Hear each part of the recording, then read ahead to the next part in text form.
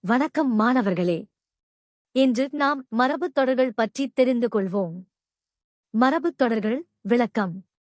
மரபுத் தொடர் என்பது பல ஆண்டுகளாக மக்கள் வழக்கில் தொடர்ந்து பயன்படுத்தப்பட்டு வரும் சொற்களின் நேரடி பொருளை விட வேறுபட்ட சிறப்பு பொருளைத் தரும் தொடர்களாகும். இவை மொழிக்கு அழகையும் ஆழத்தையும் வழங்குகின்றன. எளிய வரையறை.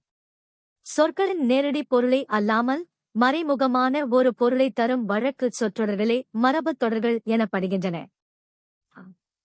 எடுத்துக்காட்டாக இதோ சில மரபுத் தொடர்கள் வருமாறு. கை கொடுத்தான், உதவி செய்தான்.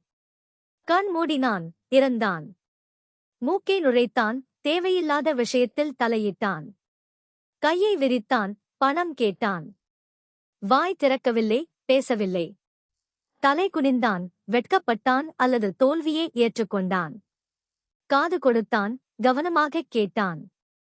மனம் உடைந்தது, மிகவும் வருந்தினான். மரபுத் தொடர்களின் சிறப்புகள்.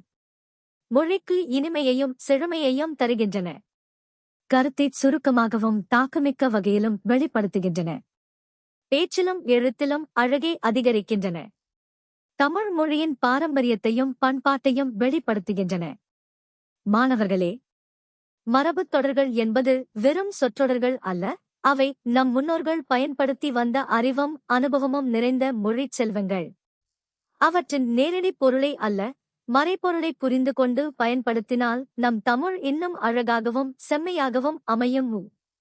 இத்துடன் இன்றைய பாடம் நிறைவுக்கு வருகின்றது மாணவர்களே. மீண்டும் மற்றுமொரு தலைப்புடன் வருகிறேன். நன்றி, வணக்கம்.